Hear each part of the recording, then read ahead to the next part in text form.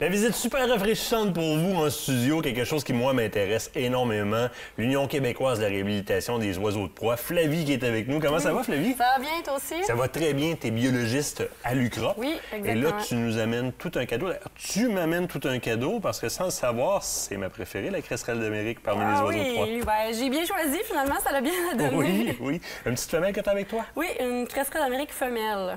Et ça, c'est vraiment là, ce qu'on va voir régulièrement chez vous à l'UQROP, des oiseaux comme ça qui ont été pris en réhabilitation, parce qu'on sait que dans votre nom, bon, il y a de la réhabilitation, mais vous faites d'autres choses que ça.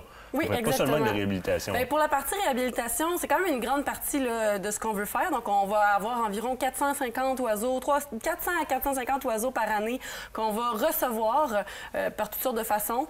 Donc, des bénévoles qui viennent les porter, n'importe qui, des gens qui trouvent des oiseaux de proie blessés qui viennent les porter à Saint-Hyacinthe, là, chez nous. Et puis, là-dessus, on a 50 de ces oiseaux-là qui sont relâchés, remis en nature, qui retrouvent la liberté. OK. C'est sûr qu'il y a toujours une autre petite partie. Là. On a certains oiseaux qu'on garde parce qu'on a la partie, justement, sensibilisation du public. Donc, la partie, on va dans les écoles, on veut parler aux enfants, on va dans les classes, on fait des conférences pour les ornithologues, différentes activités là, du programme éducatif qui nous permettent non seulement de ramasser des fonds, mais aussi de sensibiliser le public sur les oiseaux de proie, qui sont des animaux quand même pas toujours connus, qui ont une problématique particulière.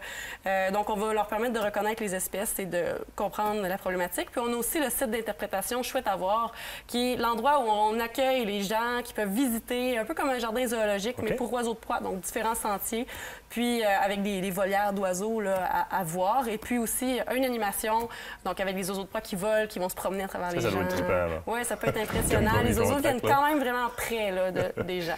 Parle-moi un peu de cet oiseau-là en particulier. Parce qu'elle n'a pas l'air, elle vient de voir de quoi qui l'intéresse, mais je ne la voyais pas bouger beaucoup. Elle n'a pas de l'air excessivement stressée.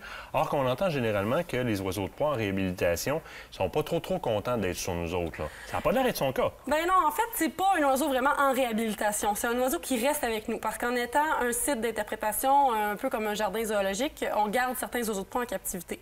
Donc c'est sûr que les oiseaux qui vont retourner dans la nature, on les verra pas là, aller sur un gant. Nous, on veut qu'ils restent dans des volières séparées. Ils ne nous voient pas non plus. Donc ils ont vraiment leur petit coin là, qui reste en dehors des humains, là, finalement, pour pas qu'ils s'associent à l'espèce humaine. Mais celle-ci, elle a été trouvée en 2016, donc bébé. Le nid était détruit. Il y avait 4 oisillons dedans, mais il avait été tombé un petit peu. Donc l'arbre était un petit peu sur le côté. Puis là, les gens ont trouvé le nid et ont voulu bien faire. Souvent, ça part toujours d'une bonne intention, en fait, là, des gens qui veulent aider des petits animaux blessés. Sauf que les oiseaux de proie, si on les apporte à la maison, il y a plusieurs choses qui peuvent arriver qui sont pas très bonnes. Premièrement, c'est rare qu'on donne la bonne alimentation. Parce que des souris à la maison, c'est pas tout le monde qui garde on ça. n'a pas partout. Alors, les gens lui ont donné du foie. Okay. Il n'y a pas d'os là-dedans, il n'y a pas la fourrure ni rien. Donc, il n'y avait pas la proie complète. Les oiseaux ont eu des carences alimentaires sévères. Donc, il y en a 2 qui sont décédés à cause de ça. Parce que ce que tu dis, c'est que l'oiseau doit avoir sa proie au complet. Il doit consommer la souris au complet. La souris, le petit oiseau, peu importe ce que c'est, il va utiliser les os. Le calcium va être... ils vont dégrader un petit peu les os. Ils vont aussi faire des boulettes de régurgitation pour ressortir le poil, les écailles, peu importe ce que l'animal mange, là, finalement.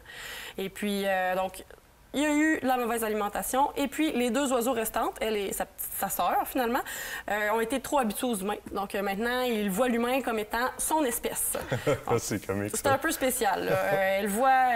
Elle voit l'humain et puis elle sait que c'est un apport en nourriture, premièrement. Et elle sait aussi que l'humain... elle se dit, en fait, que l'humain va être son compétiteur. Donc, si on se promène un petit dimanche matin en famille dans le territoire de la cresserelle, qui, elle, pense qu'on fait partie de son espèce, bien, elle va vouloir défendre son territoire contre des humains. Donc, c'est pas tout à fait un comportement approprié. Donc, un oiseau imprégné à l'humain comme ça, on peut pas le remettre dans la nature.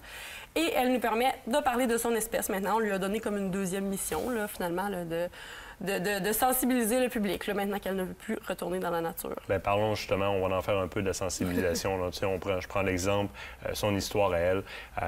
Qu'est-ce qui se passe quand on tombe sur un oiseau de proie? Je tombe sur un oiseau de proie qui est blessé. Qu'est-ce que je dois faire? Je m'en vas-tu le prendre puis de rentrer dans une cage chez nous? Bien, la meilleure chose, c'est toujours d'appeler à l'UQROP. Parce que nous, on va vous donner plein de conseils. On va souvent vous demander de prendre une photo. Maintenant, avec les cellulaires, là, on prend une photo, puis est-ce que c'est vraiment un oiseau de proie? Est-ce qu'il y a vraiment besoin d'aide? Ça, c'est souvent la première chose à faire parce que les gens disent, ah, il est blessé, il bouge pas. Finalement, on approche quelques pas, ah, il part. Ah, s'il s'envole, c'est un bon signe.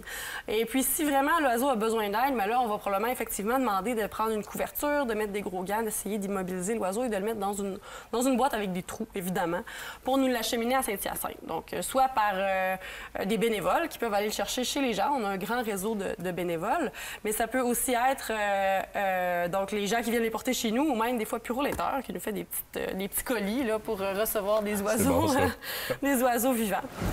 Et puis nous, à Saint-Hyacinthe, les vétérinaires vont l'examiner, puis on va soigner l'animal, puis on va même l'amener après à Saint-Jude, à Chouette-Avoir, pour qu'il puisse refaire ses petits muscles. Parce qu'il y a des volières adaptées, l'animal ne se blessera pas, il peut faire la pleine amplitude des ailes. Exactement, c'est gros. Bien, c'est sûr que pour les volières en soins, là, on va mettre des plus petites cages pour que l'animal ne puisse pas se reblesser. Mais là, quand on va aller dans la réhabilitation, on veut que les muscles se redéveloppent. Donc, on a des très, très grandes volières là, pour ça. Puis c'est visible au public qui viennent visiter Chouette-Avoir également. Donc, lorsque je trouve un animal blessé, un oiseau de proie blessé, j'appelle immédiatement. Si je trouve un oiseau de proie mort, est-ce que j'ai le droit de le conserver? Bien non plus. C'est surprenant. Les gens le savent peu, mais tous les oiseaux de proie, donc les 27 espèces d'oiseaux de proie qu'on a au Québec, là, ça inclut chouette, hibou, faucon, épervier, beuse, aigle, tout ça, sont protégés par une loi. Donc, on peut pas les garder à la maison vivants, évidemment. On peut pas non plus... en fait, quand on les trouve morts, il faut les déclarer. Quand on les trouve blessés, il faut les déclarer à un agent de protection de la faune. Donc, vraiment, là, en ayant des oiseaux morts, on va faire une nécropsie sur ces oiseaux-là. On va pouvoir voir qu'est-ce qui est arrivé à l'animal et tout. Donc, il y a vraiment des recherches qui sont faites, puis on va garder les animaux. Il nous reste quelques secondes à peine. Si je veux entrer en contact avec l'UCROP, soit pour un animal, des animaux, des oiseaux de proie que je trouve, ou encore pour m'informer sur les activités qui sont organisées, je fais ça comment? Vous avez un site web? On a un site web, évidemment. On a Facebook également. On est très actifs sur les réseaux sociaux, Instagram, tout ça. Là. Donc, on va mettre des images également de nos oiseaux. Et puis, Génial. Facebook, moi, ça me plaît. On vous trouve facilement, Flavie. Un gros merci. Je ne serrais pas la main de notre petite amie, pas trop la stresser. Je regarde avec moi. J'ai quelques petites questions là-dessus. Mais on se quitte le temps d'une pause. Au retour, je vous présente un beau produit, le SpotX de Global Star. Restez là. La Fondation de la faune du Québec est fière de vous avoir présenté cette partie d'émission.